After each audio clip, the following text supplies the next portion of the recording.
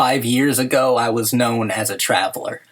I was reading a little too much Kerouac, listening to one too many punk rock songs about how highways can symbolize freedom, and before I knew it, I was hitting the open road with nothing but a backpack and a guitar to my name. I was a hitchhiker, I was a journeyer, and I was on a life-or-death voyage throughout the United States. A part of me blames Alexander Supertramp for this juvenile excursion into danger, but I know in my heart of hearts that I had a genuine death wish when I was very young. I also had a drive to find something beautiful, something that couldn't be contained in a poem or in a film. I was searching for meaning. I was searching for Los Angeles. Many times throughout my odyssey, I would sleep on different couches in different states that belonged to many different wonderful people. But there were also plenty of times where I resorted to sleeping on sidewalks and park benches. What surprised me most was how many young travelers there were just like me. I met someone of particular importance in Denver, and he said something I will never forget. He called himself a city hiker. He said, "The skyline was mine to conquer." He told me how cities have their own heartbeat and their own mountains. He told me that cities were harder to scale than natural cliffs because the terrain of a city is much more perilous and unforgiving. He even talked about the different regions of a city and their comparative similarities to ones found in nature. I never thought about things in this way before. I decided the next city I would call my home, I would climb to its internal peak and ascend it. The next city on my list was Los Angeles. It was a city that would have swallowed me whole if I hadn't run away when I did. It's a city unlike any other city on the face of the earth. It's powerful and it's hungry. It was home. Collateral is the story of Los Angeles. It is a city I know well. I know its features like I know myself. I'll never forget the feeling of the place, the look of physical detachment, and the glittering skyscrapers that littered every inch of it. I'll always remember that the best people and the worst people in the world can both be found there. Michael Mann captured modern Los Angeles strikingly, and Collateral exudes the same emotions that the city does. There is an absorbing quality true of Michael Mann's work. You get the sense that he is the supreme architect of Los Angeles. In a way, he most certainly is. Michael Mann's genius is all about creating an absolute sense of atmosphere. Nobody can capture LA like Michael Mann does. He understands it intimately on a poetically physical level. No one understands the personality of Los Angeles as well as he does. Collateral is all about orchestration. Max's cab ride with Vincent, much like Antonius Block's chess game with Death in The Seventh Seal, is emblematic of a greater grandeur. Max is a self-described night owl. He knows Los Angeles like the back of his hand, and he's managed to memorize every possible thing about the city. When the film begins, the sun is setting almost because of Max turning the key in the cab's ignition. Los Angeles looks very different at night. It looks better in a lot of ways, but it takes a special kind of somebody to immerse himself in it the way Max does every night. In Michael Mann's film, symbolism is strong, and every character and event is close to parabolic. Max is a physical representation of the night. He is the dark of Los Angeles. He is full of unfulfilled dreams and wasted potential, but he is also an authentically good soul. Death hunts his prey in the cover of night. Vincent is that kind of predator. Collateral is a film about Death's car ride with night. It works on several distinct levels as Death forces the night, and try to imagine it as like a shining armor type of archetype, Knight, to question his place in the universe. Death makes Night an unwilling accomplice. He makes him a witness to his arrival and debates with him the significance of the cosmic plane. Death takes him on a very important series of trials. He shows him the 5 trials of man: sleaze, greed, envy, vanity, and purity. Each person Death comes for is representative of a basic human failure. While the Knight has been fully humanized, Death lacks an empathetic capacity for emotional reasoning. He suffers from a malignant form of sociopathy. and is nearly mechanical in his operations. Killing is his job, and he does it well. It's his only function. Pontificating and philosophizing in Max's back seat is the one true area of free will he expresses. He moves with total efficiency, except when he is challenged by another formidable force, the nighttime. When the night challenges death, he becomes damaged and unsystematic in his hunting methods. He never becomes humanized because human emotion is the one thing death will never understand. He does not respect the human race or identify with it.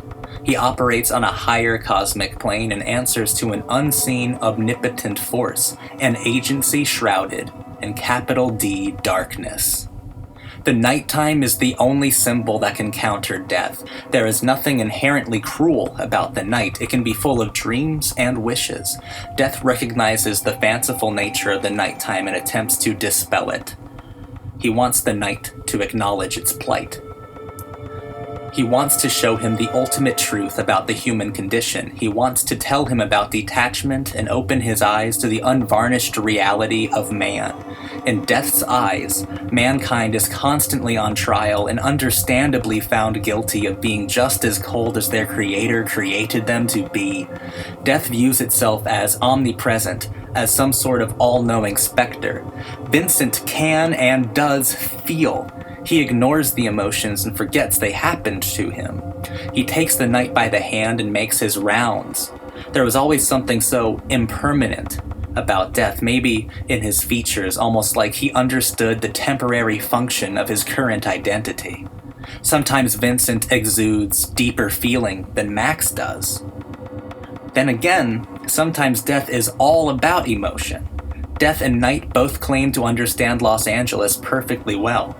Both of them are correct in their observations. Los Angeles is a morally ambiguous place, not without complexity. Detective Fanning is a symbol of man. Capital M, man. He represents the ambition and tragic heroism that man gets so easily swept away with. He is the most human character in Michael Mann's piece. Some would also say that he was the most unimportant, that outside of flagrant exposition, Fanning had no narrative significance. These critics are overlooking the stark symbolism of his character.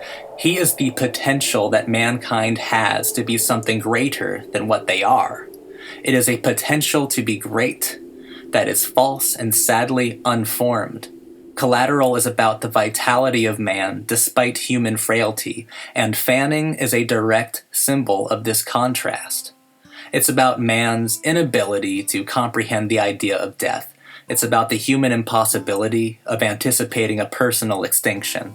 It's about the tragedy in life that produces false heroes. It's about thinking you're the star of a film that actually has no need for your presence. Annie Farrell is about hope. Capital H-O-P-E. She's all about the solace found in dreams. She's been providing so many promises to a city, absent of any, that she needs a vacation. The night is the perfect companion for the hope of the city. He believes in her and she believes in him. She is symbolic of desire, possibilities, and figurative contentment. She's that last shining light in Los Angeles, the one that's always on no matter what. She's mankind's only hope for salvation, seeing as she is the last stop on Vincent's list, and her light was still shining. Man needs hope in order to survive. Los Angeles needs her in order to function. Everyone and everything needs hope, even death. She's worth living for, worth dying for, and worth killing for, as a certain character might say from a certain Robert Rodriguez film. She is the heart of our cosmic plane. She is the key. Night will protect her from the cruel methods of death. Night would sacrifice himself for hope's well-being. The existence of man relies solely on abstraction. Hope can never die, death can never be allowed to prevail, and the nighttime needs its city to be atoned. Collateral ends with the covenant of daybreak. It ends with the idea of hope reborn and promises anew. Nothing is worse than it was before, but something just a little bit better has been gained from the night death came to visit. The city is still about detachment and indifference. The people in it are still about disinterest and phony personal routines. Yet the darkness has been vanquished from the city, at least for a while. Man has found what is truly important. It is hope. It's looking the omnipotent in the eye and taking your shot. It's about finding a reason to die and, by extension of that discovery, finding a reason to live. Albert Camus once wrote, "I see many people die because they judge that life is not worth living. I see others paradoxically getting killed for the ideas or illusions that give them a reason for living. What is called a reason for living is also an excellent reason for dying. I therefore conclude that the meaning of life is the most urgent of questions." Michael Mann counters Camus' remarks with one of his own. Man is his own reason for living. Man has the ability to personify all of the abstractions that give meaning to all things and can understand them deeply when these illusions are given physical anonymity and anatomy. Man can transcend Camus' most urgent question. In battle with omnipresent forces in human forms, man gains a deeper understanding of his own physical poetry. Los Angeles isn't purgatory. It is neither heaven nor hell. Los Angeles is Los Angeles. It's a city built by man, emblematic of nothing. Los Angeles is the way that it is only because of the way people are.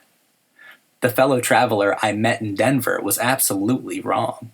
Cities are not omnipotent beings. They are comprised of lifeless monuments. It is mankind that propels them into motion. It is man that gives a city life. Collateral is composed in visual freehand. You get the sense that Michael Mann is experimenting with atmosphere, searching for a seamless technique that just won't make itself completely available to him. There are instances of poor photography that I don't believe were entirely accidental. I think that Mann has established his genius several times before, and Collateral marks an intriguing departure for the visual aesthete. Mann is no longer concerned with anything other than pure atmosphere. Whether or not Collateral has a systemic technical scheme is not worth investigating. The only thing that matters is whether or not Collateral absorbs you in its technical character, which it absolutely does. Collateral is a film that chewed me up and spit me out. I was sucked inside of its simple splendor. This is Mann's great atmospheric devotion. It is a film that invokes the authentic tone of Los Angeles as a whole. Mann was very good at this. He also did the same thing for Miami in Miami Vice. Every time I watch it, I'm visiting the place. Collateral transports you directly into the heart of LA and guides you through a labyrinthine sequence of symbolism. Collateral has all of the physical properties of Los Angeles itself. Somehow, Michael Mann figured out how to capture the true essence of the city. Collateral is Los Angeles County. You are watching something genuine. You are watching something poetic and real. You are watching Los Angeles. You are watching art. This movie has an almost out-of-body experience to it, and it's very good. Manhunter by Michael Mann. That is my favorite Mann film, and it's also one of my 10 favorite films of all time, if not like number 2 or 3. Like, it is so high up there, it's not even funny. And of course, Heat is a masterpiece. Thief, Miami Vice. The man's just a genius. The man's just a genius, and Collateral is no exception. It's also a work of divine and utter genius.